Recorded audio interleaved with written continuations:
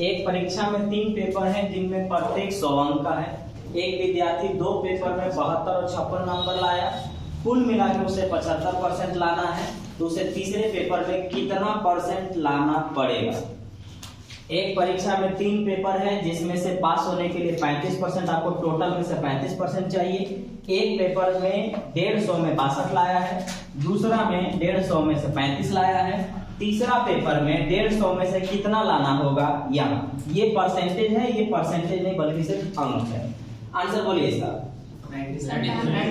97। इसका बोलिए किसी का 65 है, किसी का 71 है। ठीक है, देखिए आराम से बनाएंगे। देखिए एक पेपर मतलब हर पेपर 100 नंबर का है, तो 3 पेपर है। एक पेपर 100 नंबर का, तो तीनों पेपर 300 नंबर का, यानी टोटल 300 नंबर का एग्जाम हुआ है। अब हम 300 नंबर में मुझे 75% पूरे पर लाने थे, तो इसका 75%, 300 का 75%, 225, यानी हमको सब मिला के 225 नंबर लाना है। 225 नंबर लाना है। हम 2 पेपर में ला चुके हैं, एक में 72 और एक में 56 लाए हैं। तो हम लाए कितना है 72 और 56 जब हम जोड़ेंगे तो आ जाएगा 128। तो 2 पेपर में हम लाए हैं 128 और तीनों पेपर मिला के मुझे चाहिए 225, क्योंकि मुझे टोटल का मतलब तीनों पेपर में 75% चाहिए। तो और हर पेपर 100 नंबर का है, तो 3 पेपर 300 नंबर, 300 में 75% 225 नंबर होता है। 2 पेपर में हम 72 और 56 ला चुके हैं, यानी 128 लाए हैं। तो इन तीनों पेपर के नंबर में से इन दोनों पेपर के नंबर को घटाएंगे तो तीसरे पेपर का नंबर आ जाएगा। तो तीसरे पेपर का नंबर लाइए, 225 में से 128 निकाल दीजिए, कितना है 97। अब सुनिए, है क्या ना कि ये 97 अंक है और ये 97% भी है। इसलिए है क्योंकि पेपर 100 नंबर का हुआ है, पेपर 100 नंबर का हुआ है। तो जब 100 नंबर कोई भी चीज रहता है, चाहे वो क्रैमूल हो, विक्रैमूल हो, अंकित मूल्य हो या कोई पेपर हो, अगर 100 नंबर है तो जितना अंक होगा वो परसेंट में गिना जाएगा, क्योंकि यहाँ परसेंट निकालने की जरूरत नहीं है, क्योंकि हर पेपर 100 नंबर का, तो 97 नंबर का मतलब 97% गिनाएगा। लेकिन अगर मुझे परसेंटेज निकालना होता तो कैसे निकालते। हर पेपर 100 नंबर का हुआ है, तो इसको अगर हम समझने के लिए देखें तो एक पेपर 100 नंबर का, दूसरा पेपर 100 नंबर, तीसरा पेपर भी 100 नंबर, समझने के लिए, बाकी आंसर हो गया है। इस पेपर में हम लाए हैं 72, इस पेपर में हम लाए हैं 56 और इस पेपर में हमको कितना लाना है, तो हमको 97 लाना है। तो 97 लाना है, परसेंट में चेंज करना होगा। कितना लाना है 97, कितना में 100 में, और परसेंट में चेंज करने के लिए 100 से गुना। इसलिए मैंने कहा कि जो परसेंटेज है वही अंक बनेगा और जो अंक है वही परसेंटेज बनेगा। क्यों? क्योंकि पेपर 100 नंबर का है। यहाँ वो बात नहीं होगी, यहाँ परसेंटेज अंक नहीं बनेगा, लेकिन फिलहाल यहाँ पर अंक पूछा गया है, परसेंटेज नहीं। लेकिन अगर परसेंटेज पूछता तो आपको निकालना पड़ता इस तरह से। यहाँ पर परसेंटेज और अंक सेम हो गए, क्यों? क्योंकि 100 नंबर का पेपर था। इसको देखिए, एक परीक्षा में 3 गो पेपर है, लेकिन हर पेपर अलग अलग है। एक गो पेपर 150 नंबर का है, दूसरा पेपर भी 150 नंबर का है और तीसरा पेपर 180 नंबर का है। तो तीनों पेपर कितना नंबर हुआ 480 नंबर का तीनों पेपर है। और इस पूरे पेपर में हमको सिर्फ पास होने के लिए 35% चाहिए, तो हम इसका सिर्फ 35% निकालेंगे। 0 5 7 5 दूना 24 12 24 7 7 चौका 28 7 168। आपको 168 नंबर लाना है, आपको 168 नंबर लाना है। एक पेपर 150 नंबर का हुआ है, उसमें से आप ला चुके हैं 62, इसमें से आप 62 लाए। एक और पेपर 150 का हुआ है, उसमें से आप 35 लाए। तीसरा पेपर में पता नहीं कितना लाना है, लेकिन इतना मालूम हो चुका है कि तीनों पेपर 480 नंबर का हुआ है और पूरे पेपर से सिर्फ हमको 35% लाना है। तो 480 का 35% 168 नंबर होता है। और आप 2 पेपर में, एक में 62 लाए हैं और दूसरा में 35 लाए हैं, तो 62 और 35 हम जब जोड़ेंगे तो कितना आएगा 97 नंबर हम ला चुके हैं और हमको लाना है 168 नंबर। तो तीसरा पेपर में हमको कितना लाना चाहिए हाँ 168 में से 97 निकाल देंगे, कितना नंबर चाहिए? 71 नंबर चाहिए तीसरा पेपर में। लेकिन अगर ये परसेंटेज पूछता कि कितना परसेंट चाहिए तो फिर आप डायरेक्ट 71% यहाँ नहीं कर सकते हैं, क्योंकि यहाँ 150 में 62 लाए थे, फिर 150 में 35 लाए थे, अब ये 180 में आपको 71 लाना है, तो ये परसेंटेज नहीं होगा। परसेंटेज तब होता है जब पूछी 100 नंबर का पेपर हो, इसीलिए मैंने इसको लिख दिया, जबकि लिखने की सब कोई जरूरत है ही नहीं, आपका आंसर यहीं पर हो चुका था, लेकिन इसको मैं समझाने के लिए कर रहा हूँ। तो देखिए यहाँ पर अगर हम इसको परसेंटेज निकालना चाहते हैं, परसेंटेज निकालना पड़ता तो मेरा आंसर हो चुका 71, तो परसेंटेज कितना चाहिए तो पूछिए इसे कितना नंबर लाना होगा? 71 कितना में? 180 में, और परसेंट में चेंज करने के लिए 100 से गुना। अब इसको हम जब काटेंगे ना तो वो मेरा बनेगा परसेंटेज। गुना करके देखिए तो 710 बटा में 18। अब हम यहां से जब काटेंगे तो वो मेरा परसेंटेज कर लेगा, तो 18 3 54 ऐसे करके आप कर लेंगे, ये मेरा परसेंटेज बनेगा।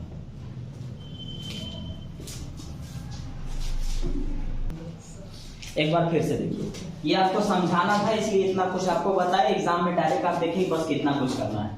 एक परीक्षा में 3 पेपर है, हर पेपर 100 नंबर का है, तो एक पेपर 100 नंबर है, तो 3 गो पेपर 300 नंबर होगा।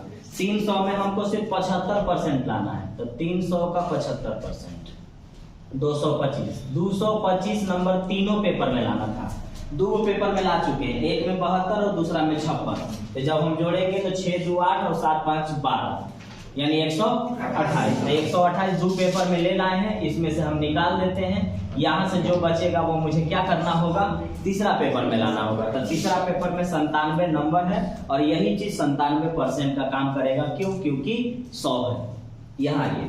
यहाँ 3 गो पेपर है, हर पेपर अलग अलग है, एगो 150 है, वो 150 है, एगो 180 है, तो इसको जोड़ेंगे तो 480 आएगा। तो 480 नंबर में आपको सिर्फ पास करने के लिए 35% चाहिए, तो 480 का 35%, 5 7 35, 5 2 10, 2 से 24 बार में 7 4 28, यानी 168 नंबर आपको लाना है। तो 168 में आप देखिए एगो 62 ले लाए हैं और एगो 35 लाए हैं, तो 62 और 35 जोड़ेंगे तो 97 आएगा, तो 97 ले लाए हैं, तो तीसरा पेपर का नंबर इतना आप लाना है आपको 71 नंबर हो गया, बस इतना ही है।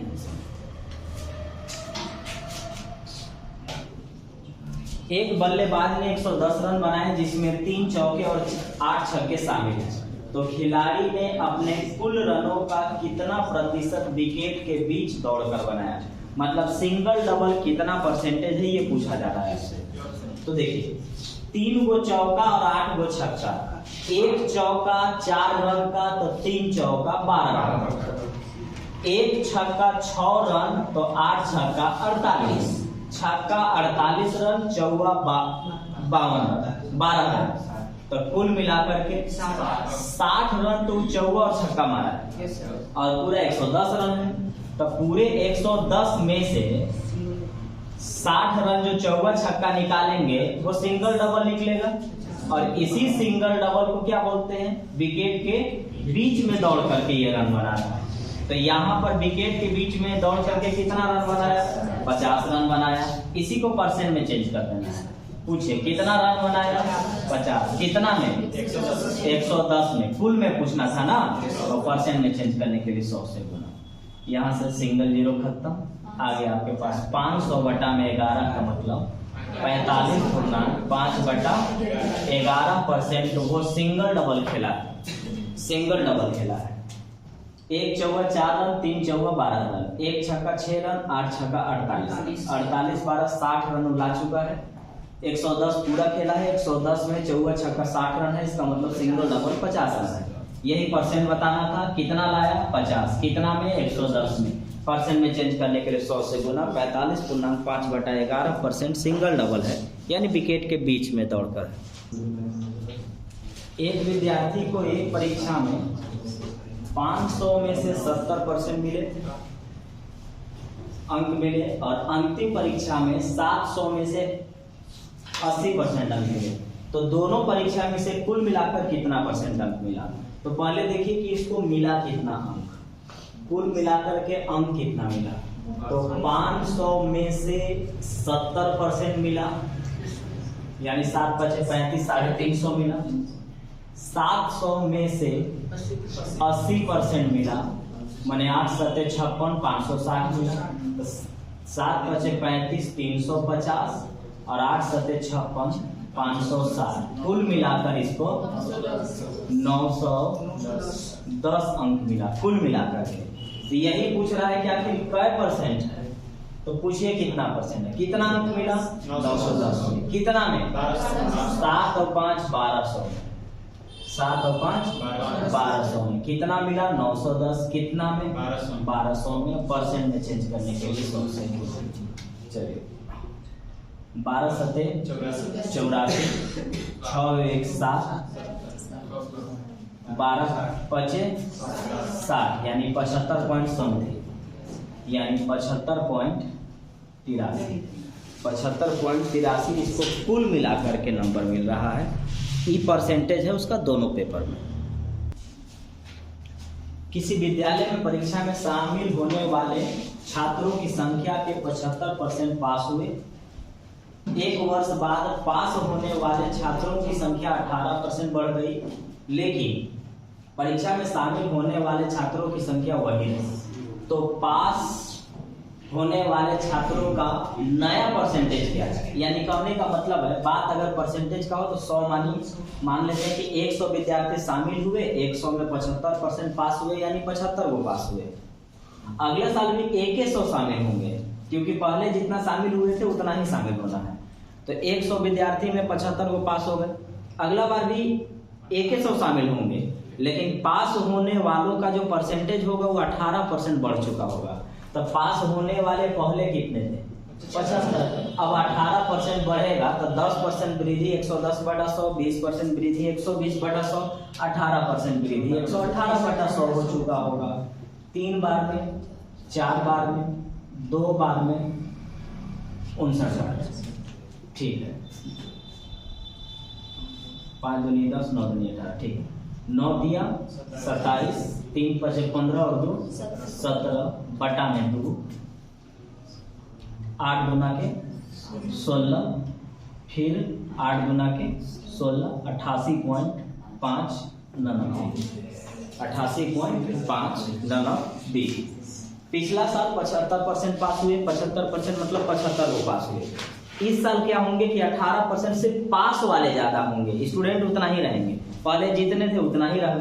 तो पास कितने हुए हैं? तो पास 75 हुए।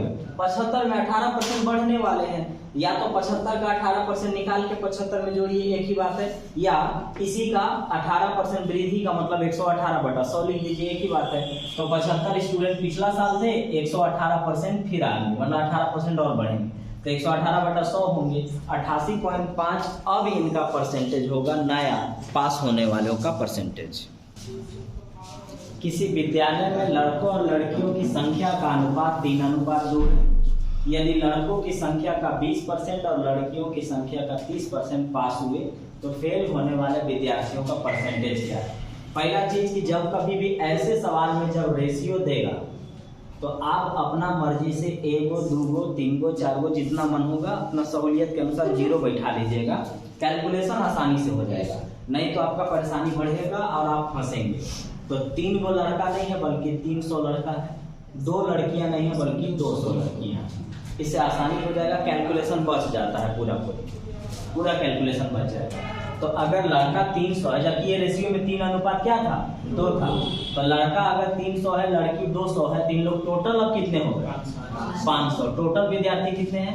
500। हमको पास दे के फेल पूछ रहा है, तो हम पिछला सवाल भी ऐसा कुछ बताए हैं, लेकिन रेशियो आया इसीलिए अलग से इसको बता रहे हैं। तो हम डायरेक्ट फेल के अनुसार फ्रैक्शन बनाएंगे।